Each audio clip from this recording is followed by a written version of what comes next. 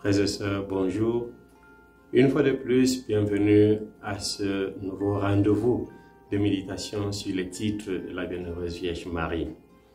Aujourd'hui, nous voulons méditer sur le titre de Marie Reine. Mais comme dans la litanie, nous avons plusieurs titres qui se rapportent à Marie Reine. Nous allons les réunir pour une seule méditation. Marie Reine des anges, Marie Reine des patriarches, Marie Reine des prophètes, Marie Reine des apôtres, Marie Reine des martyrs, Marie Reine des confesseurs, Marie Reine des vierges, Marie Reine de tous les saints. Dieu avait promis au roi David que son trône sera établi pour toujours. Il dit au prophète Nathan, « Tu diras donc à mon serviteur David, quand tes jours seront accomplis et que tu reposeras auprès de tes pères, je te susciterai dans ta descendance un successeur qui naîtra de toi, et je rendrai stable sa royauté. C'est lui qui bâtira une maison pour mon nom, et je rendrai stable pour toujours son trône royal. » Premier livre de Samuel, chapitre 7, versets 12 à 13. Le royaume promis à David est inauguré par Jésus. L'ange Gabriel avait dit à Marie, « Sois sans crainte, Marie, car tu as trouvé grâce auprès de Dieu. Voici que tu vas concevoir et enfanter un fils. Tu lui donneras le nom de Jésus. Il sera grand et sera appelé Fils du Très-Haut. Le Seigneur Dieu lui donnera le trône de David, son père. Il régnera pour toujours sur la maison de Jacob, et son règne n'aura pas de fin. » Luc chapitre 1, versets 30 à 33. Les mages à la naissance de Jésus demanderont au peuple, « Où est le roi des Juifs qui vient de naître? » Nous avons vu son étoile à l'Orient et nous sommes venus nous prosterner devant lui. Matthieu chapitre 2, verset 2. Sur la croix de Jésus, Pilate avait rédigé un écriteau qu'il fit placer sur la croix. Il était écrit « Jésus le Nazaréen, roi des Juifs ». Jean chapitre 19, verset 19. Jésus lui-même avait déclaré au début de son ministère, « Les temps sont accomplis, le règne de Dieu est tout proche, convertissez-vous et croyez à l'Évangile. » Marc chapitre 1, verset 15. Frères et sœurs, Jésus est donc le nouveau roi, le descendant de David, à qui Dieu avait promis le trône de David. Dans l'Ancien Testament, frères et sœurs, la reine n'est pas l'épouse du roi, mais la mère du roi. C'est la reine-mère qui gouverne avec le roi son fils. Nous pouvons le lire dans le premier livre des rois, chapitre 15, verset 1 à 2, verset 13. Dans le deuxième livre de Chroniques, chapitre 15, verset 16. Dans le livre du prophète Jérémie, chapitre 29, verset 2.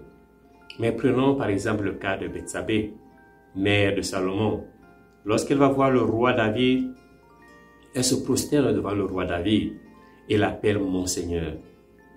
Nous pouvons lire ce récit dans le premier livre des rois, chapitre 1, verset 16 à 17. Mais après la mort de David, lorsque Salomon monta sur le trône, Bethsabée règne avec son fils Salomon. Nous lisons toujours dans le premier livre des rois, au chapitre 2, verset 19. Bethsabée se rendit chez le roi Salomon pour lui parler en faveur d'Adonias. Le roi se leva, vint à sa rencontre et se prosterna devant elle. Puis, il prit place sur son trône. Il fit installer également un trône pour la mère du roi. Et elle prit place à sa droite.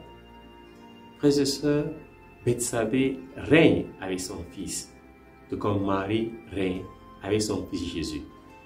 Marie est la nouvelle reine. Matthieu, dans sa généalogie royale, va la nommer à la fin. Dans l'Ancien Testament, le nom du roi est presque toujours associé, cité avec celui de sa mère, tout comme ici dans l'évangile de Matthieu. Jésus, le nouveau roi, est cité en union avec le nom de Marie, sa mère.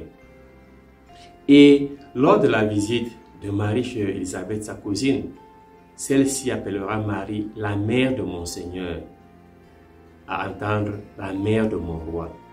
Marie elle-même parlera du trône dans son Magnificat, lorsqu'elle dira « Il renverse les puissants de leur trône, il élève les humbles ». Luc chapitre 1, verset 52. Marie est élevée sur le trône des puissants. Et dans le livre de l'Apocalypse au chapitre 12, Marie est la reine du ciel. Nous lisons au verset 1. Un grand signe apparut dans le ciel, une femme ayant le soleil pour manteau, la lune sous les pieds et sur la tête une couronne de 12 étoiles. Marie est reine des anges, reine des patriarches, reine des prophètes, reine des apôtres, reine des martyrs, reine des confesseurs, reine des vierges, reine de tous les saints. Bref, elle est la reine du peuple de Dieu. Frères et sœurs, en ce temps de carême, invoquons Marie, notre reine, pour qu'elle intercède pour l'établissement du royaume de son Fils dans les cœurs des hommes et des femmes de notre temps. Qu'elle intercède pour tous ceux qui exercent le pouvoir, pour que ce pouvoir soit au service de l'instauration du royaume de Dieu. Contemplons Marie, reine, comblée de grâce, car c'est dans son humilité qu'elle a été élevée au trône quand les puissants ont été renversés. Qu'elle soit pour nous modèle d'humilité, modèle de foi et de service. Marchons avec Marie, notre reine et mère, pour être sûrs de ne pas nous égarer sur le chemin qui conduit à son Fils Jésus, qui est chemin, vérité et vie. Vivons tous les jours avec Marie pour que reste éveillée en nous la conscience de la construction du royaume de Dieu à travers les œuvres de charité, de compassion et de miséricorde. Vivons toujours avec elle, car sa compagnie est signe de notre appel d'être héritier du royaume inauguré par son Fils Jésus-Christ. Terminons par cette prière. Salut, ô Reine, Mère de miséricorde, notre vie, notre consolation, notre espoir, salut. Enfants d'Ève, de cette terre d'exil, nous crions vers vous. Vers vous, nous soupirons, gémissant et pleurant dans cette vallée de larmes. Ô vous, notre avocate, tournez vers nous vos regards compatissants. Et après cet exil, obtenons de contempler Jésus, le fruit béni de vos entrailles. Ô clémente, ô miséricordieuse, ô douce Vierge Marie. Amen. Ô Marie conçue sans péché, priez pour nous qui avons recours à vous, et que Dieu vous bénisse.